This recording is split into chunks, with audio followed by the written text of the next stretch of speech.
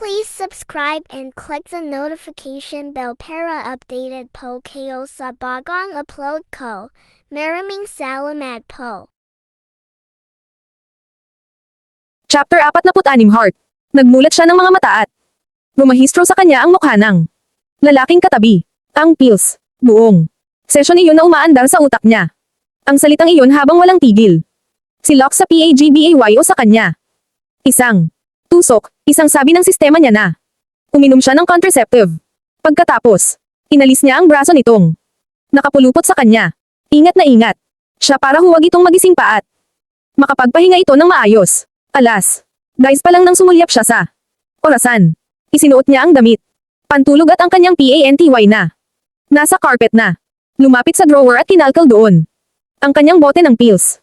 Kailangan ay makuinom siya pero sa pagpihit niya ay mulat na ito at nakatingin sa kanya. Magagalit ito kapag nalaman na hindi siya nakakainom. P-pills, aniya rito at pilit na pinay-normal ang boses para hindi nito mahalata na ninenervyos siya. Did you miss it? Inaantok itong napaangat ng ulo at nagpakilang iling siya. Kay kahapon lang. 2 raw ang inumin ko kapag ganun. Tumanggaw lang ito at ibinagsak ulit ang mukha sa unan habang siya ay nakatitig lang naman dito. Linitin ko pala yung sabaw tapos kakain ako. Ikaw. Sunod ako, baby. I'm still sleepy. Sige, napangiti siya rito. Ipaghahanda kita kapag lumabas ka. F***KS, sa'yo ko ilalabas, anitong. Nakapikit pero tumaas ang sulok ng labi. Hindi alam ni Heart kung natural na ba siyang nazanay na marumi na. Ang utak ko sadyang maalay lang din siya pagdating kay Locke, para maunawaan niya ang sinasabi nito. With cheeks heated, she turned her back and walked, carrying her bottle. Inilapag niya sa island counter ang bote na hawak at inasikaso niya ang kaserola na may sabaw. Pagkatapos niyang mayon ang electric stove ay kinuha niya ang baso at nilagyan ng tubig. She stood near the counter and opened the bottle of pills, poured 1, 2 tablets on her palm. Sandali. Nagkalkala siya sa isip. Mula nang ma-confine siya ay hindi na siya uminom nito. Umuwi siya at may nangyari sa kanila, lumipas ang ilang araw at di pa rin siya nakainom tapos kaninang umaga ay may nangyari na naman, tapos ngayon. Mabilis na itinaktak ni Hiri ang 2 pang table tas sa kamay niya. Pero napangiwi siya. Hindi kaya sa cementerio na ang tuloy ng bahay. Bata niya kapag ininom niya ang 4. Ngayon, kinakabahan niyang ibinagsak ang kamay at ibinalik ang mga tableta sa bote. Hindi niya kayang uminom ng ganon karami. Baka balik ospital ang bagsak niya at kung sakaling may nabuo na, maatim ba niyang patayin ang sariling anak niya sa pamamagitan ng pag-inom ng sandamakmak na pills. She put the lid back on and just leaned on the counter. Di ko asa ay napatingin siya sa hapis na puson. Hindi niya alam ang gagawin ngayon. Pihadong gagamitin at gagamitin siya ni Locke. Paano kung hindi na siya magpapatuloy na uminom ng pills? Paano na? Dapat pala ay oo na lang siya sa injection na inaalok ng doktor sa kanya. Ayaw naman kasi niya nun dahil iyong kapitbahay nila nagpapa-inject. Nalosyang daw dahil dun at nagkaroon ng mga marka ang balat, natuyot at nagmukhang lantang sayote. She didn't want to be like that. Aminin man o hindi, ganda ang puhunan niya sa trabaho. Maybe. Mabilis siyang napapihit ng tawagin siya ni Locke. Dala nito ang kanyang cellphone na nagre-ring. Nanay calling, anitong nakabrief lang. Sus me. Sinalubong na niya ito dahil baka mamatay pa ang tawag. Kinuha niya ang cellphone at sinagot kaagad. Nawala ang problema sa lintik na pills. Kung pwede lang ibalik ang kahapon. Sana ay nag-advance na siya ng inom. Loudspeaker, bulong ni Locke sabay. Halik sa tainga niya. Naglakad ito papunta sa kusina at sinunod naman niya ang hiling nito. Nanay, aniya, Bicol na kayo. Oo, anak. Sus me parang bullet. Proof ang sasakyan. Agad siyang napahagik-hak, bullet. Train, nanay.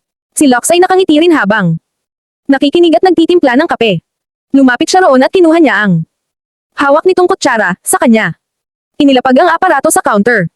Ako na, bulong niya rito at hinayaan naman siya nito. Napakabilis anak ng ambulansya.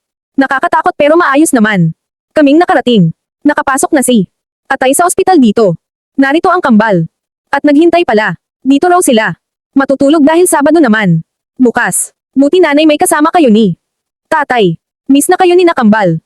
Nakangiti niyang sagot habang nagtitimpla ng kape. Salamat ulit anak. Nakatawid na tayo sa isang napakabigat na problema. Dahil sa iyo kaya maayos na. Ang lahat. She looked at Locks. He was eyeing her and never leaves his eyes on her. Okay lang, Nay. Lahat ko gagawin. Para sa inyo. Aanhin ko naman ang pera kung wala naman kayo. Anak, sandali ha at ipapasok na sa kwarto. Sige, nanay. Text mo na lang ako. Itago mo ang pera mo. Oo, nak, oo. Babay.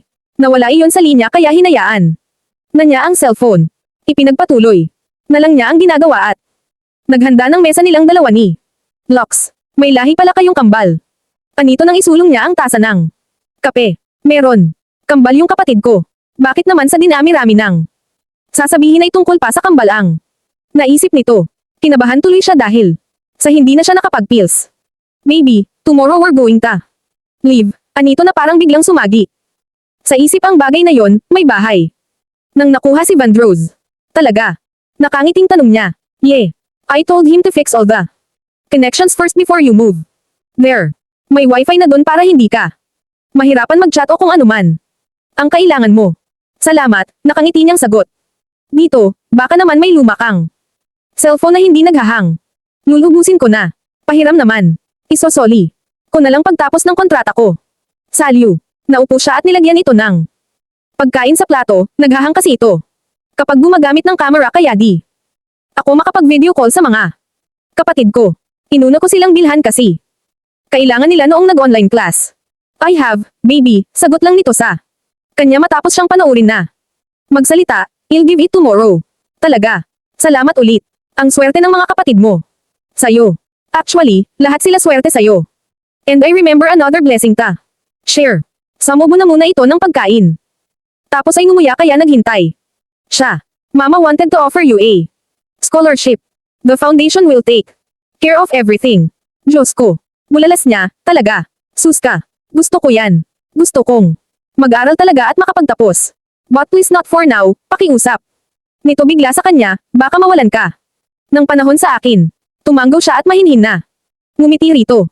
Alam niyang ang tinutukoy nito ay ang pagtapos muna ng deal nilang dalawa.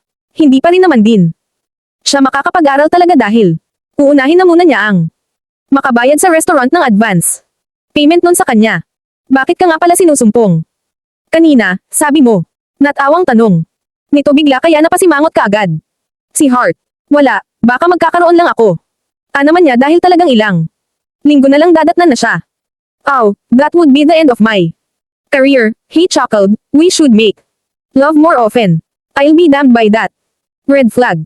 Siya naman ang natawa sa sinabi nito pero sa loob-loob niya, sana nga ay reglahin siya kahit na nagmintis siya sa kanyang pills. Siya naman ang malilintikan kapag hindi siya dinatnan. Baka matapos ang kontrata ay may laman ang tiyan niya. Natigil ang pagmuya ng dalaga.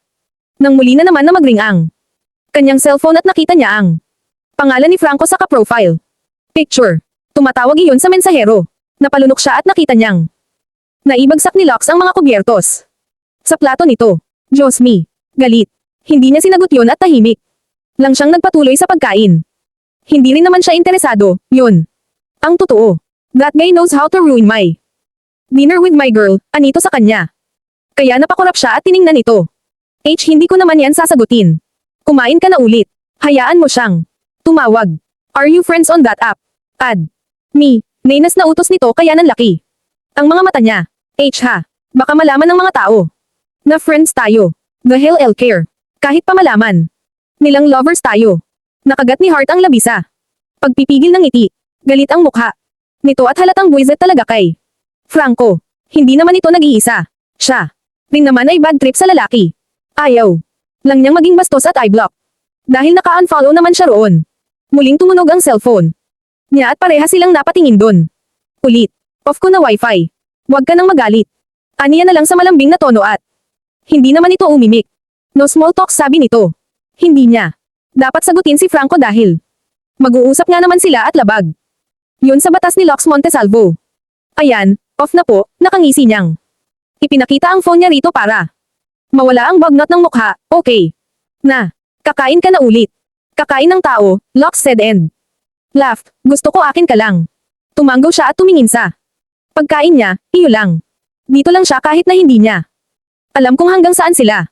Chapter 47 Locks. Locks marked Franco Rodriguez as His first enemy for now. Leon ang laman. Nang kukote niya mula pa umaga pero nawala rin naman ng makatulog. Siya, tapos ay bumalik na naman nang makita niya si Hart na dumudot-dot ng cellphone bago sila umalis. Nawala na si Enrico dahil dadalhin na niya si Hart sa bagong bahay nito. Kahit na bumalik man iyon sa takdo. Wala na ang dalaga roon. Papunta na. Sila sa townhouse ngayon, dalaang mga gamit nitong nakamalita naman. Parati, pero bago iyon ay dadaan na muna siya sa opisina para sa ilang mahalagang papeles na dapat niyang makita. Linasok niya ang sasakyan sa basement at gusto niyang tumawa ng malakas ng dalidaling. Yumuko si Hart para magtago. Wrong, baby. Hindi ka dapat dyan. Sumubsob. Dito ka dapat sa pantalon ko. Sash. Galit na saway nito sa kanya. Pero natawa na talaga siya. Walang makakalabas na chismis. Dito kahit anong makita nila. El Pasasara ko ang buong building kapag nangyari. Yun. Don't be afraid. Kumurap ang dalaga sa kanya at dahan-dahan na inayos ang sariling pagkakaupo. Sigurado ka? Yes, Moam. Aniya kaya napangiti. Ang dalaga kaya lalo itong gumanda. Nang may parada niya ang sasakyan ay tinaggal niya ang seatbelt, sama ka. Nagpakilang iling ito sa kanya. Kaya natawa siyang muli. I'll be quick, Hart. Dito ka lang. Don't open the door if somebody knocks. She nodded at him so he hopped out. Naglakad siya at sinenyasan ang mga tauhan niya na bantayan si Hart sa sasakyan. Dapat ay nag-ingat sila pero hindi niya motiis na huwag itong isama sa mga lakad niya. Kagabi, natulog siya. Nadaig pa niya ang batang nakasiksik sa katawan nito, sa laki niyang tao. And he found a very peaceful night. Last night after many rounds of S*X. Unang beses iyon makalipas din ang ilang taon, na siya ay natulog na. Magaan ang pakiramdam at payapa. Nang nasa loob na siya ng elevator, ay naramdaman niya ang vibration ng kanyang smartphone. Kinuha niya iyon at tininggan. He got so disappointed seeing his mother-in-law's name on the screen. Even though he didn't want to answer it, he still did. Hello, Lux, umiiyak na sambit ng bayanan niyang babae, wala na ang daddy mo. Humagulal iyon ng husto kaya naman napat na rin siya. Yana is here. Hiwalay na raw kayo. Bakit naman ganito, Lux? Ano ba ang nangyayari? She said she wanted to fix your marriage but you were not cooperating. Why are you doing this ta? My daughter. F***K. Uminit ang ulo niya sa daldal nun. Sa kanya. Surely, Diana fabricated stories and told the woman her dirty lies to make him look so bad. Ang kasalanan nun ay sa kanya. Ipinapasa. Bakit, kaya rin ba nun? Sabihin na nakikiusap iyon kay Enrico. Nabalikan. Well then, hindi pa niya ibinabato. Pabalik ang para kay Diana. If he's going to tell her, pihadong itatanong. Nun kay Enrico ang lahat. Malalaman. Ni Enrico na kay Hart niya nalaman. Dahil iyon naman ang pinagkwentuhan. At hindi pa siya nasisiraan ng bait para ipahamak si Hart. I'm not doing anything, Mom. Siyempre ay kakampihan niyo si Yana. Kasi anak niyo siya. Hindi ko kayo masisisi, but my decision is final. Humagulal ito ng iyak at naawa. Siya pero mas nakakaawa siya kung magtatagal pa siya sa isang napaka-toxic na relasyon. Kapag naman siya na ang nasastan hindi rin naman siya kakampihan ng bayanan niya sa ginagawa ni Diana sa kanya. Lalo lang niyang napagtatanto na dapat ay ituloy na talaga niya ang nasimulan niya. Nakapagsabi na siya sa abogado. At naghihintay na lang siya ng development. We entrusted our daughter to you. Sana hindi na lang kami pumayag na makasal siya sa iyo. Hindi ka na naawa. Sumabay ka pa sa pagkamatay ng asawa ko. Mamamatay din ang lola mo. Putangina nyo. Galit na bulyo niya at eksakto na iyon ang isinambulat niya nang makalabas siya sa elevator. Gimbal ang mga empleyado niya sa 56th floor kung saan naroon ang kanyang opisina. Don't ever count my grandmother here. Wala akong kasalanan sa pagkamatay ng asawa mo at lalong wala kang alam sa buhay namin ng anak mo. You made me lose my respect for you. You knew how Elle treated you. And now we're even. Naiinis na pinatay niya ang tawag. At ipinag-block pa niya iyon. Maluhauha siya dahil kahit paano ay napalapit naman siya sa mga in-laws niya pero kapag idinawit ang kaisa-isang magulang na meron siya. Pasensyahan na lang. He loves Carmen so much. Umiling siya at kinalma ang sarili. Pero parang namatay na apoy na. Binuhusan ng gas ang galit niya nang makita ang ina niyang nilayasan siya. His jaws clenched and looked at his mother. Tuloy-tuloy siyang lumakad at tumingin sa sekretarya niya. Iniabot nun kaagad ang papel na pinapipirmahan tapos ay ibinaling niya ang mga mata pabalik sa inang. Nakatulala sa kanya. What are you doing here? Mas matabang pa sa tubig na tanong niya. Rito. Nothing's changed. Napakabata. Pa rin na tingnan ng mommy niya. Parang hindi ito tumanda sa napakaraming taon na hindi sila nagkita o nagkamustahan man. Lox, pwede ba kitang makausap? Malumanay na tanong. Nito sa kangumiti, kumusta ka, anak? Anak. The hell that anak? Hindi mabuti, prank ang sagot niya habang pirma ng pirma. Hindi ito umimik at sa huli ay hindi nalang pinansin ang sagot niya. Hinahanap ko si Katie. Oh why? His brows furrowed, anak. Mo sa akin mo hahanapin. DAMN8. Elisa. For once in your life. Magpakananay ka naman at matuto kang ipaglaban ang anak mo.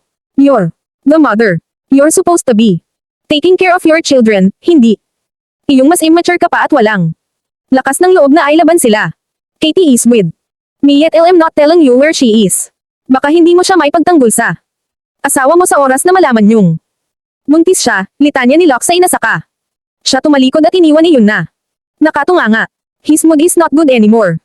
Malalaki ang paghakbang na tinungo niya ang elevator at marahas na pinagpipindot ang buton para mabilis siyang makababa.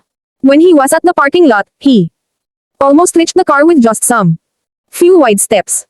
Halos umuga pa ang kanyang sasakyan ng marahas niyang kabijin ang pintuan. Humahanggaw siya at ramdam niya ang titig ni Hart sa kanya. She was still sitting next to him but he knew that she was shocked with his behavior. Iyon ang ayaw niya sa sarili niya. Napakabait niya at mapasensya pero sa oras na siya ay masaktan at masagad, tumatalas ang bunganga niya. At nakokonsensya siya sa mga nasasabi niya. At that moment he feels so really bad for saying those words to his mother. Tumingin siya kay Hart at napasinghap ito sa kanatutap ang dibdib, umatras ng kaunti. Hindi ako kalaban. Hindi ko asa ay natawa siya sa sinabi nito dahil kukurap-kurap pa ito. At mukhang nininervyos sa kanya.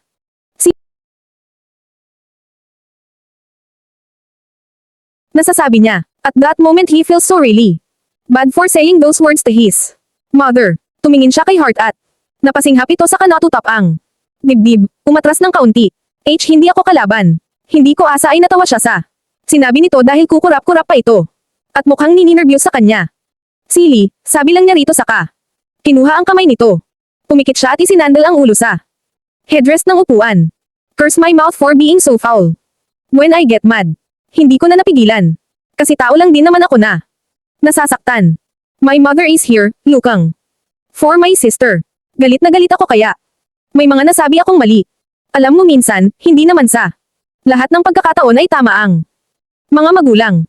Kailangan na ipaalala ng anak sa kanila ang pagkakamali nila para may tama. Kapag hindi pa rin sila sumunod o nagbago, wala kang kasalanan doon. Pero, dapat igalang mo pa rin sila. Normal naman na nagkakasagutan. Ngumisi siya pero nakapikit pa rin. Nagre-relax siya sa pamamagitan ng paghaplos sa palad nito gamit ang hinlalaki niya. Palibasa ay ganyan kayo ng mga magulang mo kaya mo nasasabi. Ako. Iniwan ako ng mommy ko. Si mama lang ang naging magulang ko. Ayun si Elisa, iniwan ko pagkatapos kong sigawan. Nagmulat siya at direktang itinuktok ang mga mata sa mukha ng dalaga. Kita niya na hindi ito makaparniwala sa sinabi niya. Oh, don't look at me like that. Masama nga ang ginawa ko, alam ko. Nakokonsensya rin naman ako, amin niya pero wala na siyang magagawa. Dahil nagawa na niya. Masama ang ginawa mo pero hindi ka masama. Balikan mo na lang. At kausapin mo ng maayos. Wag na, ingos ni Locke sa kanya. Binuhay ang makina ng sasakyan. Aalis na lang yun. Nang sulyapan niya si Hart ay nakatitig ito sa kanya na parang hindi kumporme sa mga sinasabi niya. Napabuntong hininga siya at pinatay ulit ang makina. Okay. I'll go back to her.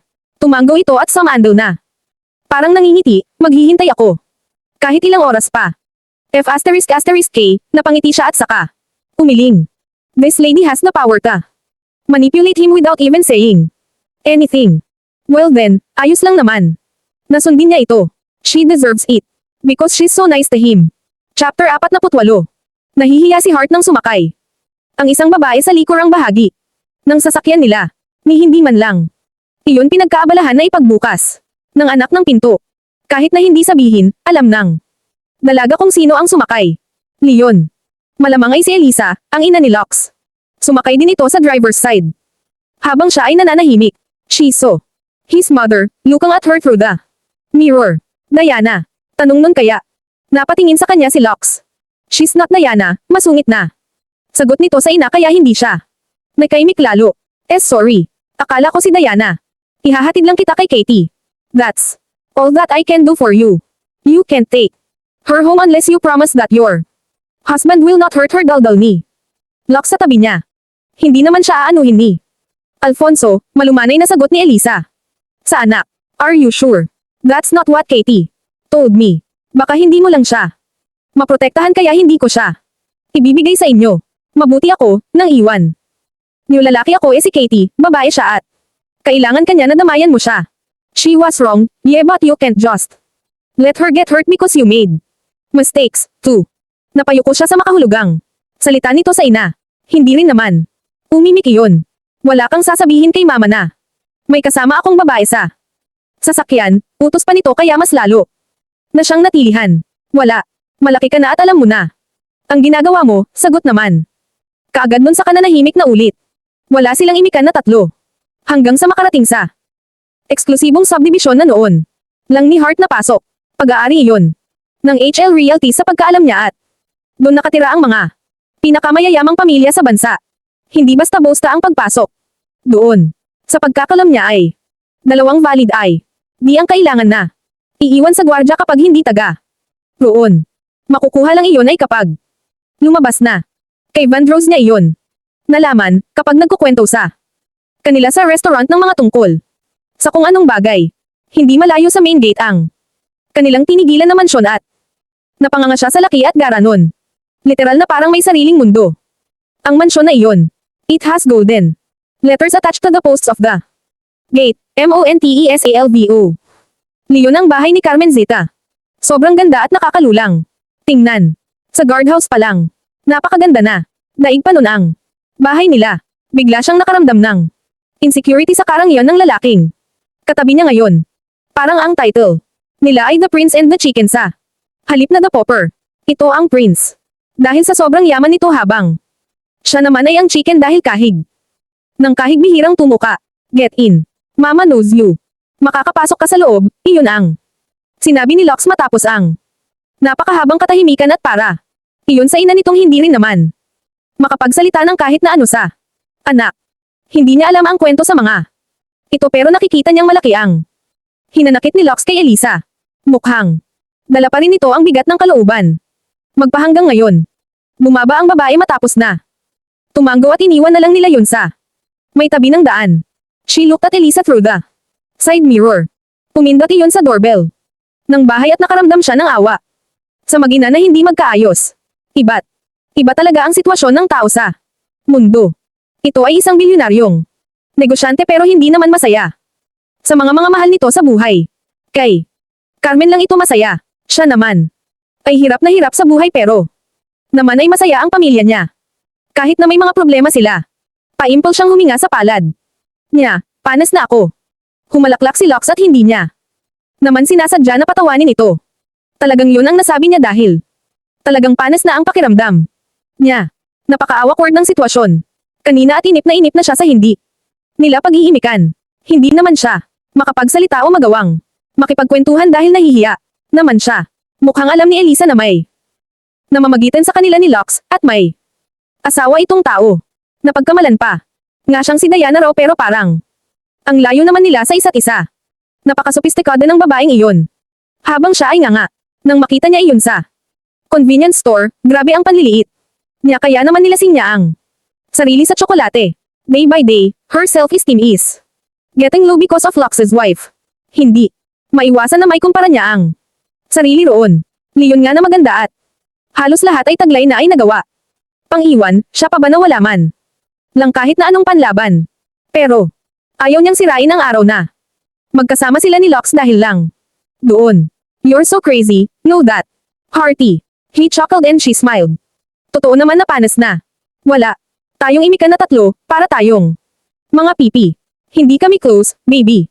Bata pa lang ako nang umalis si Elisa kaya si Mama ang nagalaga sa akin, kwento Nito habang nagmamaneho, that was quite traumatizing for a boy like me at that time. Pero di ba ang tagal na? Matagal na pero masakit pa rin. Hindi siya umimik o tinitigan lang. Ang binata nang may pakikisimpat siya. Hindi naman niya naranasan ang nangyari rito pero nauunawaan niya. Let's not talk about her, baby. Diretso na tayo sa townhouse. Nakangiti nitong sabi sa kanya kaya naman tumanggo na siya. Lumabas sila sa isang exit gate at lumiko papakanan sa kalsada tapos ay isa pang kanan, tumigil na sila. And it was only a minute drive away from Hilux Subdivision. Napaawang ang labi niyang nakatanganang. Ipagbukas siya nito ng pinto. Nakatingin sa townhouse na nasa tapat nila. Biglang itinaas ni Lux ang baba. Niya gamit ang hintuturo nito, baka pasukan ng langaw. Zay, aniya naman pero hindi niya makuhang bumaba sa sasakyan dahil hindi pa magsingkin sa utak niya na lumiko-liko lang sila, tapos na. Noon na siya sa kanyang bagong tirahan. Ang sarap din isipin na nararanasan niyang tumira sa mga bahay na magaganda dahil kay Lux. Pero hindi siya dapat magpakakampant dahil hindi niya alam kung anong mangyayari bukas. Pwedeng siya ay madispatcha na. Pinawi niya ang mapait na kaisipan. Na yun sa pamamagitan ng pagtanggal ng seatbelt at pagbabasa. Sasakyan. You'll get your luggage, baby, ani Lux. Kaya naman hindi na siya umimik. Nakatanga siya sa bahay ng bigla na lang nitong dakotin ang kamay niya at hinaila siya papasok. Ramdam ng dalaga ang pag-vibrate ng cellphone niya sa bulsa. Kaya dinukot niya para tingnan kung sino ang nag-chat sa kanya. And she was so annoyed when she saw Franco again. Pinindot niya ang chathead dahil nagbubukas naman si Lux ng pintuan. Franco, heart, pwede magtanong. Nakikipag-live-in ka ba sa matandang may asawa sa kondo? Nakita kita na lumabas doon ng isang araw. Kaya pala wala ka na sa apartment. Napakahayop. Kaagad na nasira ang kanyang mood dahil sa sobrang pagkatsismoso ni Franco. Mabuti na lang at nakaalis na siya roon dahil baka magmanman pa iyon. Maybe, untag sa kanya ni Lux at sumulyap ng makahulugan sa cellphone niya. Agad niyang binura ang conversation nila ni Franco na wala namang laman kung hindi oo, hindi. Baka, o kaya mga sagot na related sa trabaho. Natakot siya kay Lux kaya ang dikta ng brain cells niya sa kanya ay murahin niya. Kung pwede lang niyang murahin din si Franco sa mundo ay baka ginawa na niya. Linat na naman kasi ang ulo nito sa lalaking yun na wala sigurong libangan sa buhay kung hindi ang makialam sa buhay ng ibang tao. Who's that? Ha? Wrong scent lang, binura ko. Na, aniyang itinago na rin ang cellphone saka pumasok sa loob. She looked around and scanned the entire place. Napakaganda ng bahay kahit na hindi ganon kalaki. Fully furnished ang lahat. May air conditioning, kusina na napakalinis. May mga lutuan din at may salaming mesa. May sofa at may telebisyon. Naman ang receiving area. Maganda ang lahat pero naman ay nag-aalala siya sa pagiging chismoso ni Franco. Daig pa nun ang nasa larong ML. Ang nahuhok naman nito ay mga chismis. Napapaisip siya na baka mamaya ay masalisihan sila ni Froanco at makita sila ni Lux. Ano kayang gagawin niya? Lux. Aniya rito napapaakyat. Nasa itaas, dala ang gamit niya. Inaabot nito ang kamay niya kaya naman inilapit niya at sumunod siya sa pagpahik dito. Tingin mo kaya safe tayo rito na walang makakakita sa atin. Ang itaas ang mismong buong kwarto. Wala roong pinto o ano. Naroon na mismo ang kama sa pagkapanhik sa hagdan at ang ilang gamit tulad ng maliit na sofa para sa malit na pamilya, kabinet at masita. May banyo rin doon dahil nakikita niya ang isang pintuang sa banyo lang ginagamit. We only have to be discreet for a few months or so. After that, I don't care anymore kung may makakita sa atin o ano. Ikaw lang ang iniingatan ko, anito sa kanya at nakagat niya ang labi dahil doon. Kilig yun malamang. Alam kong iniingatan mo ang sarili mo sa lahat. That was the reason why I fired 3 of your co-workers, sabi pa. Nito nang ay lapag ang gamit niya sa may aparador na salamin. Literal na kumurap ang dalaga. Habang ito ay chini-check na ang mga bintana pa isa-isa at ang pinto ng balcony. Mukhang kilala niya ang tinutukoy nito kung sino. Pinagtichismisan kanila. Nagsumbong sa akin ang dalawa mong kaibigan. They were so concerned about you. Walang paligoy-ligoy pa, sis auntie agad yung tatlo. I will protect you to the very best that I can because I made you to this. Kung pagchismisan ka ng lahat ng katrabaho mo, I'll shut the restaurant. He turned around and faced her. And she just arched her brows. G, gagawin mo yun. Napakibit balikat si Locke saka. Tumingin sa relo na suot. Humakbang. Ito papalapit sa kanya at niyakap siya. Sa baywang. Will not let them take away my happiness right now. At ikaw yun. Dinutnat nito ang ilong niya pero hindi naman siya makapagsalita at nakatingala lang dito. I'll be back. Tonight baby. Let's just dine somewhere else and grab some groceries for you. I just see my lawyer. Sige, tango niya rito, ingat ka. Malambing na sabi niya rito pero ang sagot nito ay halik sa labi niya saka. Siya iniwan, don't open up the door. When someone knocks. Kapa niya ang labi saka mabilis na. Naglakad papunta sa may pinto ng balkon at saka hinawi ang kurtina. Sumilip nun para tinginan si Locke. Maybe, nandito pa ako, anitong. Ang lakas ng tawa at nasa may hagdan. Panga naman talaga. Nakakainis ka, naman niyang. Hindi mapigil ang pamumula dahil sa pagkapahiya. I'll pick you up at alas 6. Bye. Bye-bye. Aniya at talagang. Bumaba na ito ng tuluyan kaya. Abangan na niya, may hatid man lang. Nang tingin ang lalaking nagpapatibok. Sa puso niya. Chapter 49 Locke. Locke entered the grocery store past 6 in the evening. Ang grocery store na. Iyon ay 24 oras na bukas, sa loob ng isang shopping mall. Kasama niya ang mga bodyguards. Na pumasok sa loob at kaagad siyang tiningnan ng mga tao. Where's the manager? He asked. One of the customers, assistants, call. Your manager, please. Aniya sabay. Ngiti sa babae at kaagad naman iyon. Na tumalima. Parang gusto na niyang magpatayo bukas na bukas din ng sarili niyang grocery store, nang sa gayon ay makakapamili siya kasama si Hart anumang oras. Naghintay siya sa kinatatayuan niya at lumabas naman ang manager. Doon, nakangiti at nakaarko ang mga kilay sa kanya, lalaking may edad na. Yes, sir. Tanong nun sa kanya. I want the grocery store to remain closed while I'm inside. I'm just going to buy some stuff. Magkano ang income? Sa loob ng 30 minutos. Nag-isip ang lalaki, average, sir. No, maximum. Napatanga ang manager sa kanya. At pakiramdam siguro nito ay niloloko niya ito. Hindi naman ito masisisi ni Locke. Hindi naman siya kilala ng buong mundo dahil hindi naman lahat ng tao ay updated sa mundo ng negosyo. He's famous to all the businessmen all around the globe but not the ordinary people. Kaya nga, nakakapaglakad siya na may distansya. Ang mga tauhan niya dahil dun. Maximum, sir, we have 10 counters and for 30 minutes, the profit in its max state is 100,000. Pakisara na ang grocery ngayon. Na, aniya rito. Inilabas niya ang kanyang gold card para mabayaran. Ito kaagad sa machine. 100,000 for 30 minutes, aniya sa lalaki. I'll wait here until those people are done paying. Parang nahihipnotismo na kinuha ng manager ang card niya. Lumapit ito sa counter na may radyo sa paging area. Attention to all shoppers. Ani yun. Good evening. We are so sorry to inform you that we have to close the store temporarily in 5 minutes.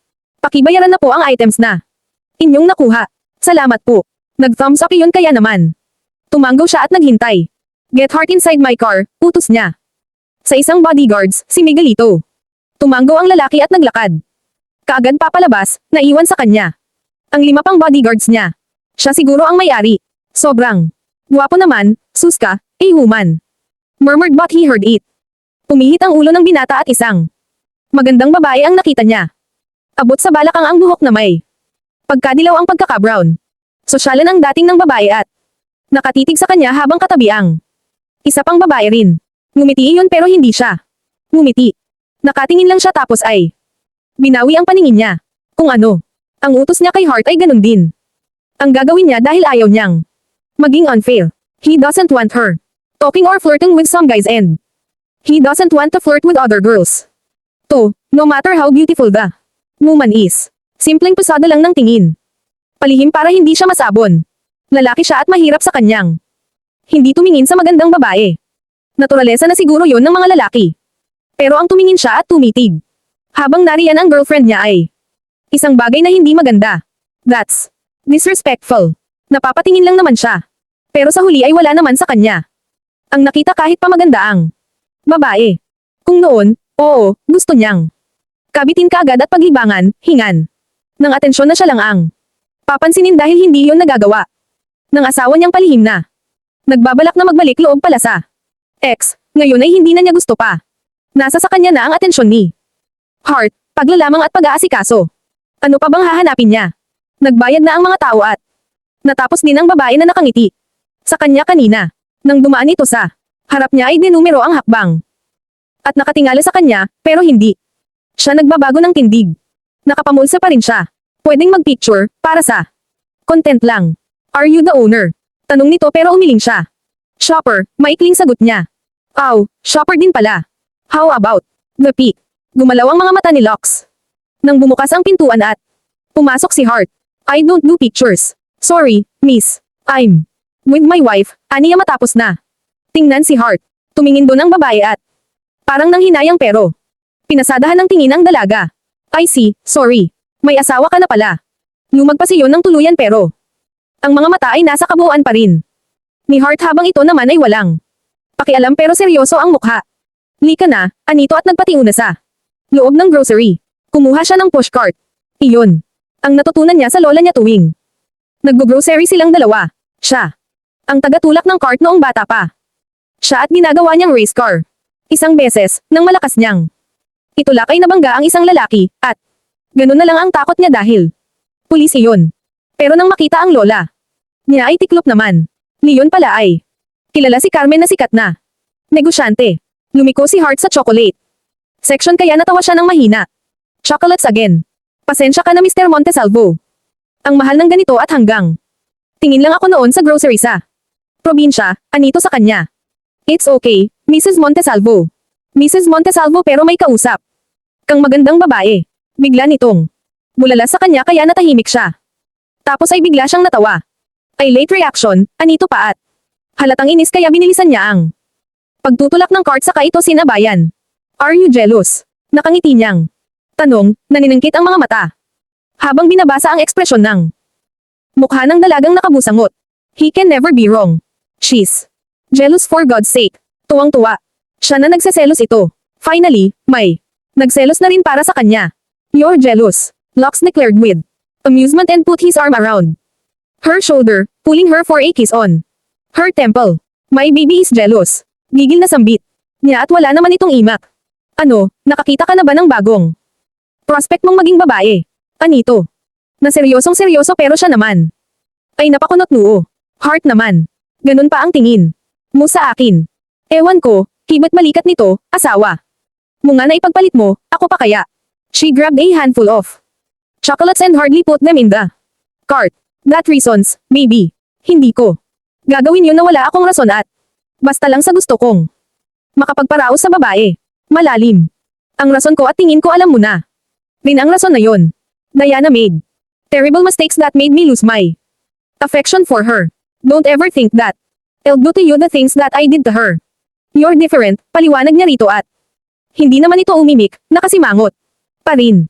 Inakbayan niya ito ulit saka hinalikan ulit sa ulo, pasasara ko ba naman ito kung mambabae lang ako. Selosa, he said, shock lang. Siraulo siguro siya na natutuwa. Pang nagseselos ito. Ang ibang tao. Galit na galit kapag nagseselos ang asawa, siya ay kabaliktaran na. Nai-enjoy pa niya na pinaghihinalaan siyang nambababae. Magmula ngayon kahit wala akong karapatan, ibibisi mo ako, duro nito sa mukha niya kaya natawa siyang tumango. Mukhang narito ang lahat ng karapatan ngayon, pakiramdam ni Lux. Habang nakatitig sa mukha nitong mamaling napakabila. And speaking of video call, nasa kotse na ang smartphone nito na binili niya kanina. Mamaya ibibigay niya iyon dito pag-uwi nila. Ano kayang gamot sa selos at tupak? Napapaisip siya habang naglalakad. Nang top akin ito ay ginahasa niya. Ibig sabihin ay kailangan niya ito ulit gahasain. Mamaya para bumait ulit. Cart. Tuwag ni Hart sa kanya. Kaya napamadali siya. Napag-iwanan. Napala siya ng walang kamay malay. Coming up, selosa, aniya rito. Cart na pala ang kanyang bagong pangalan niya ngayon. Jesus. Well, then, Lux don't mind. Kahit pa siguro siya ay maging si Basket, palanggana. O Bilaw ay okay lang. Kapag ganito naman kaganda at kalambing ang tituwag sa kanya ng iba't ibang pangalan ay ayos na ayos lang. Baka ipapalit pa niya sa birth certificate para lang sumaya ito. Lakas. Tama na talaga siya. Magkano ang ibinayad mo dito sa pagpapusara temporarily ng grocery? Usesan ito sa kanya at bahagya siyang nilhinggan. Cheap, aniya naman para huwag na itong mag-isip pa. Magkano nga, ulit pa nito saka Humawak sa braso niyang nakapatong. Sa handle ng pushcart. 100,000. Ano? She asked and looked so shocked, but he remained staring at her funny face. Sus ka. 3 buwan ko ng sweldo. Yun, anito sa kaumakto pa ng parang. May iyak kaya natawa siya. Suswelduhan na lang kita ulit para. Huwag ka nang magulat. This is privacy. Maybe. Ayokong may makakita sa atin.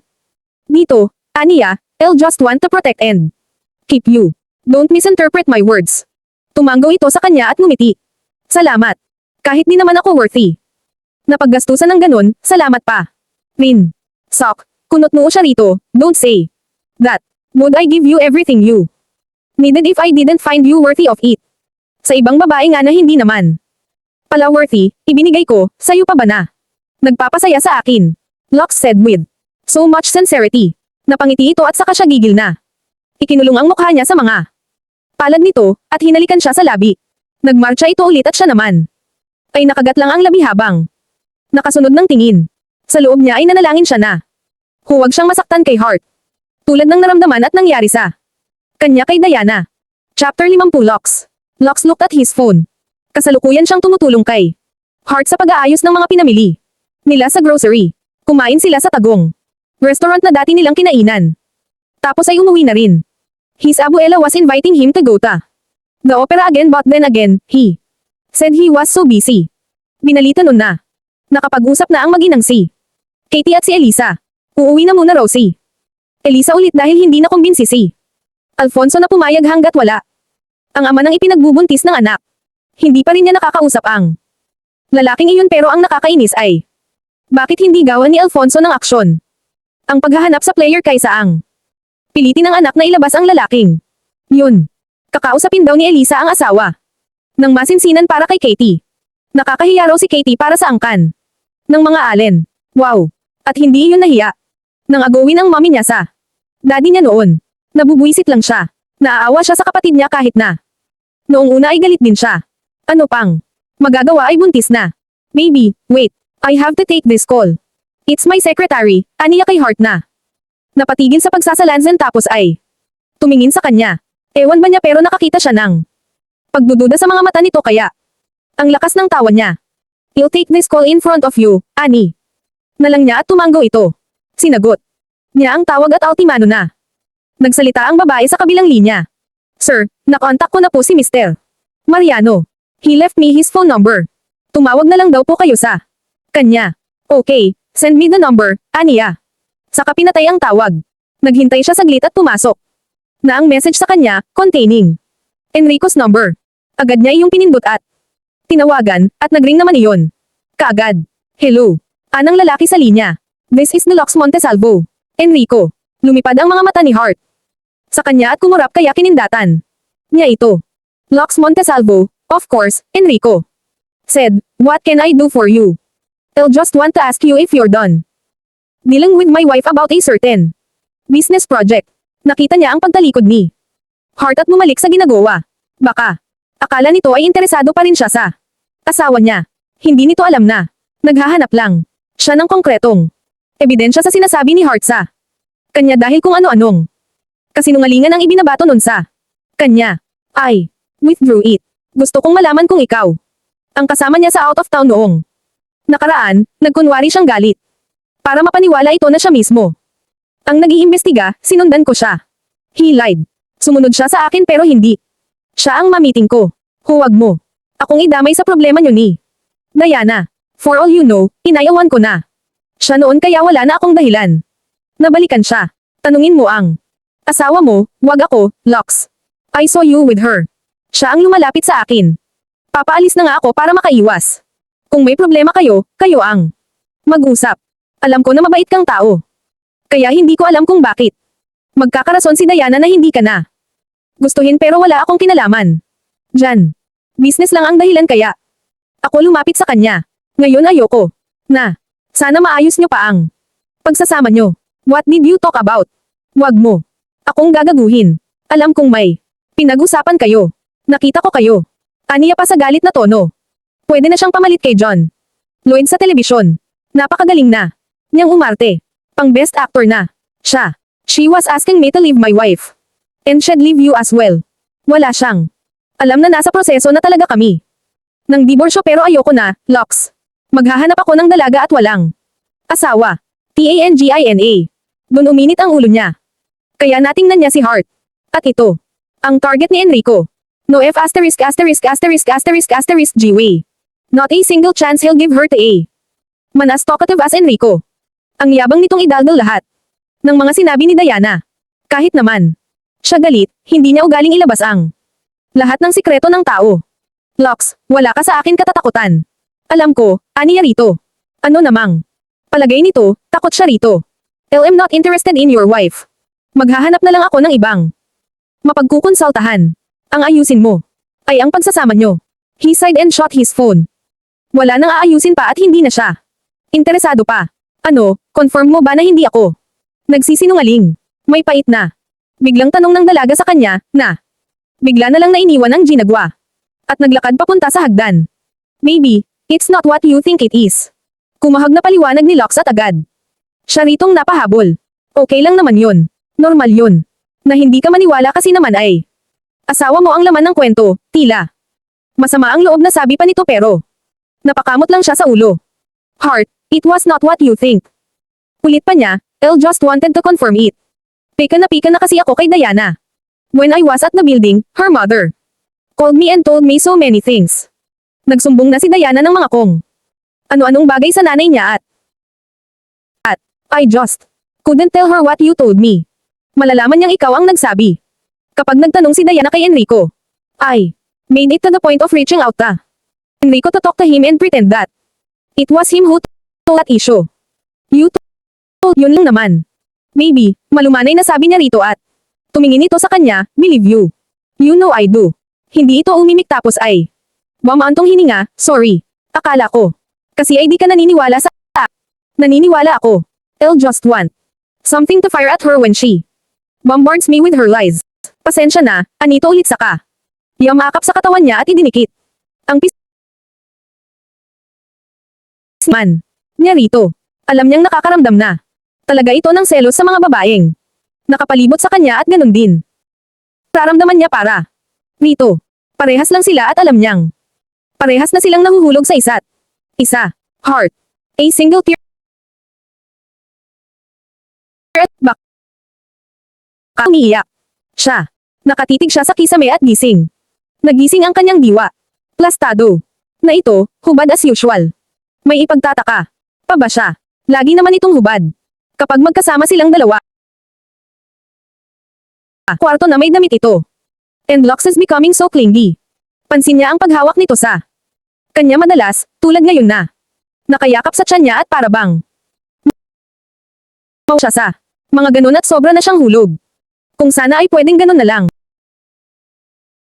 Siya ng kanyang konsensya. Hindi maiwasan na ang baba ng tingin niya sa sarili. Dahil kahit bali-baliktarin man ang pangyayari, siya ay di mo siyang lumuha habang nakatingin sa mukha ni Lux sa matangos nitong ilong.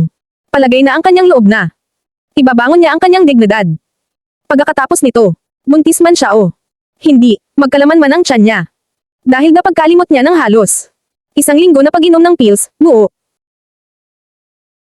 Sure herself that she will rise up again as a woman of tale and value. Takot din siyang nasaktan na ito ay nawawala na. Ang pagmamahal nito sa babae ay na ng iba. Ganun ang ginawa nito kay Diana at ganun din naman ang ginawa ni Diana ng palihim dito. Hating-hati na siya.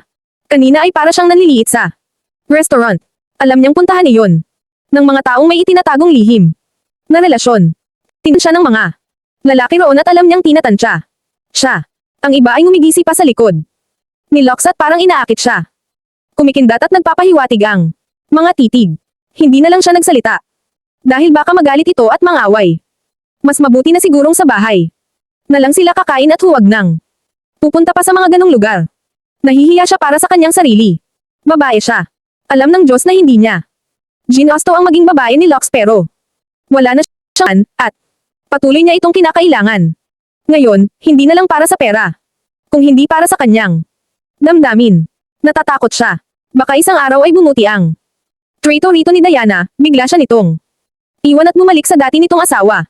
If that thing happens and if he got her pregnant, itatago na lang niya ang anak niya at aalagaan. Kahit na wala siyang magagawa. Mapapatawad din siya ng mga iyon. Kinalaunan. Kung ano man ang hinaharap ay bahala na ang Diyos. Basta alam niyang ibabangon siya ng langit mula sa pagkakalugmok niya. Ngayon bilang isang itinatagong kabit ni Deluxe Montesalvo. Hinaplos niya ito sa pisngi at hinalikan niya sa labi. Napamulat ito. Saglit at saka tumitig sa kanya pero ipinihit niya ito at saka siya lumipat sa ibabaw. Oh, Jesus, sambit nito na parang nawala ang antok nang maupo siya sa tiyan nito. Nakatitig siya sa mukha nito at kinakabisa ang bawat sulok nun. If one day they part ways, she'll have his face etched inside her head. This is the man who saved her family from everything. And the man who made her feel what love is despite the wrong circumstances. Ito ang una niyang pag-ibig at matatagalan bago ito mapalitan sa kanyang puso. DAMN, you're turning me on. Anitong parang gulat na gulat sa kanya. Ito kasi ang parating gumagawa ng first move at ngayon ay siya ang kumilos. ISINUBO niya rito ang kanyang daliri. At parang sinilaban si Lux na agad. Siyang niyakap at hinalikan ng mariin. Hindi iyon paglalandi para sa kanya. Gusto lang niyang maramdaman nito kung paano ang mahalin habang may panahon pa. Dahil baka isang araw, mawala ito sa kanya.